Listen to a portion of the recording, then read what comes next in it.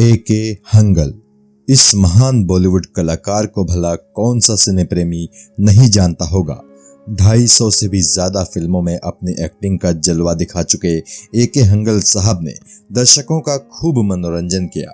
एक से बढ़कर एक कैरेक्टर्स निभाए, हर कैरेक्टर को शानदार तरीके से निभाया। लेकिन जिंदगी के आखिरी पलों में ये महान अभिनेता बड़ी मुश्किलों के दौर से गुजरा। किस्सा टीवी आज आपको A.K. हंगल साहब की जिंदगी का किस्सा बताएगा। रिटायरमेंट की उम्र में बॉलीवुड में कदम रखने वाले A.K. हंगल की जिंदगी की ये कहानी आपको यकीनन बेहद पसंद आएगी। A.K. हंगल का जन्म हुआ था 1 फरवरी 1914 को सियालकोट में। इनका पूरा नाम था अवतार किशन हंगल। ब्रिटिश सरकार में मुलाजिम रहे इनके पिता कश्मीरी पंडित थे और उनका नाम था पंडित हरिकिशन हंगल। A.K. हंगल का बचपन और जवानी का ज्यादातर वक्त पेशावर में गुजरा था। पेशावर में ही इन्होंने रंगमंच में हिस्सा लेना शुरू कर दिया था। साथ ही काफी कम उम्र में ही ये भारत की आज़ादी की लड़ाई में भी शामिल हो गए थे। सन 1929 में ये भारत के स्वतंत्रता संग्राम में शामिल हो गए और फिर सन 1947 तक ये अंग्रेजों से भारत की आज़ादी की लड़ाई लड़ते रहे। सन 1936 में A.K. हंगल साहब ने संगीत प्रिया मंडल नाम का एक थिएटर ग्रुप ज्वाइन कर लिया था। इसी ग्रुप के साथ ये सन 1946 तक थिएटर करते रहे। दरअसल 1936 में ही इनके पिता रिटायर हो गए थे और अपने परिवार को लेकर पेशावर से कराची आ गए थे।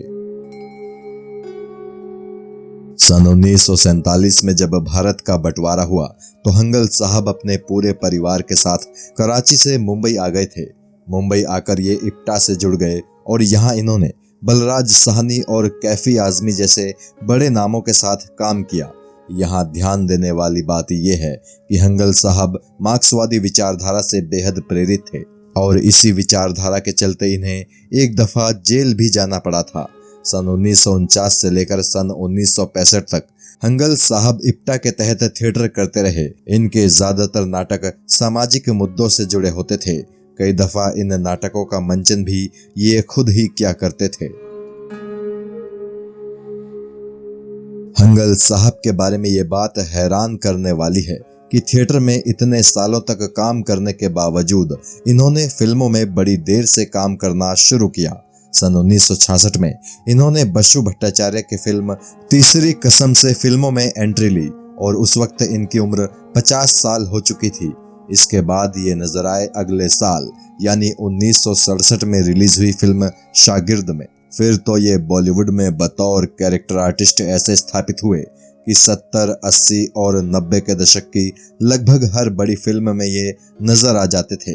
इन्होंने हीर रांझा, गुड्डी, बावर्ची, अभिमान, नमक हराम, हीरा पन्ना, अनामिका, दीवार, शोले, शौकीन, चितचौर, बेशरम, फिर वही रात, हम 5, स्वामी दादा, नौकर बीवी का, राम तेरी गंगा मैली, डकैत, खून भरी मांग, रूप की रानी, चोरों का राजा, खलनायक, दिलवाले, लगान, दिल मांगे मोर, पहेली और मिस्टर प्राइम मिनिस्टर जैसी फिल्मों में काम किया। इनकी आखिरी फिल्म थी कृष्णा और कंस जो कि साल 2012 में रिलीज हुई थी।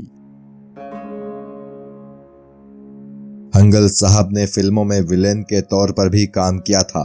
सन 1979 में रिलीज हुई फिल्म मंजिल में ये अनोखे लाल नाम के विलेन के रोल में नजर आए थे। इसी साल रिलीज हुई फिल्म प्रेम बंधन में भी ये नेगेटिव किरदार में दिखे थे। A.K. हंगल ने टीवी पर भी काम किया है। चंद्रकांता, बेताल पचीसी, होटल किंगस्टन और जीवन रेखा जैसे टीवी शोज में ये नजर आए थे। साथ ही कई टीवी शोज में इन्होंने गेस्ट अपीयरेंस भी दिए। हंगल साहब से जुड़ा एक दिलचस्प किस्सा कुछ यूं है कि फिल्म नमक हराम में इन्होंने ट्रेड यूनियन लीडर का किरदार इतनी शानदार तरीके से निभाया था कि एक पुलिस वाला ये मान बैठा कि हंगल साहब वाकई में किसी यूनियन के लीडर हैं। वो पुलिस वाला इनके घर पहुंचा और यूनियन शुरू करने के बारे में इनसे सवाल करने लगा।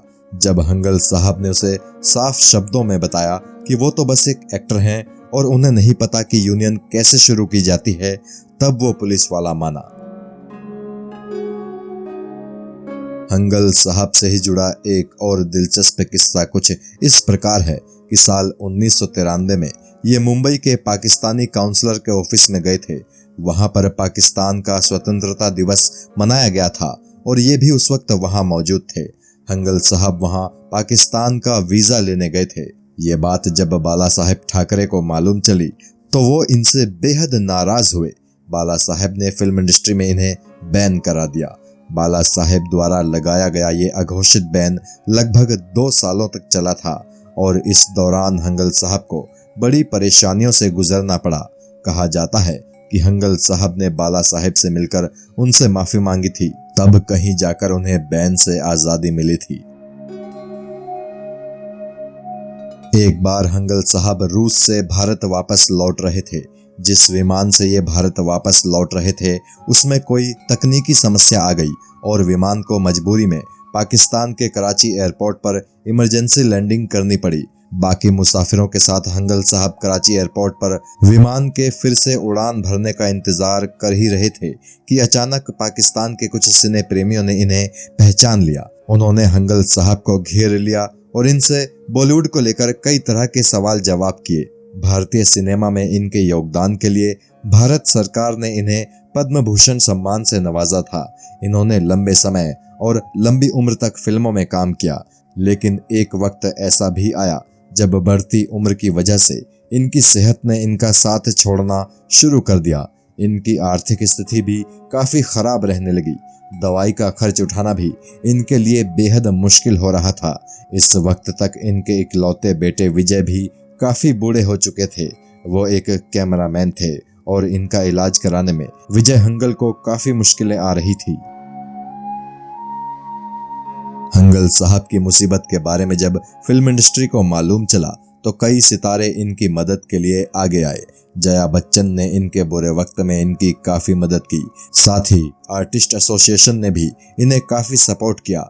फिल्मों से इन्हें कितना प्यार था इसका अंदाजा इस बात से लगाया जा सकता है कि जब बुढ़ापे में ये व्हील चेयर पर आ गए थे तब भी ये फिल्म के सेट पर जरूर जाते थे। हर किसी को लगता था कि हंगल साहब 100 साल की उम्र का आंकड़ा जरूर छू लेंगे, लेकिन 26 अगस्त 2012 को 98 साल की उम्र में हंगल साहब ने इस दुनिया को अलविदा कह दिया। हंगल साहब को इस दुनिया से गए 8 साल से ज्यादा का वक्त हो चुका है, लेकिन आज भी उनकी फिल्मों ने उनके चाहने वालों के दिलों में उन्हें जिंदा रखा है। कहना चाहिए कि हंगल साहब भारतीय फिल्म इंडस्ट्री में हमेशा के लिए अमर हो चुके हैं। किस्सा टीवी भी एक हंगल साहब को सैल्यूट करता है और ईश्वर से प्रार्थना करता है कि हंगल साहब जिस भी दुनिया में हो, लोगों का ऐसे ही मनोरंजन करते रहते हों। जय हिंद।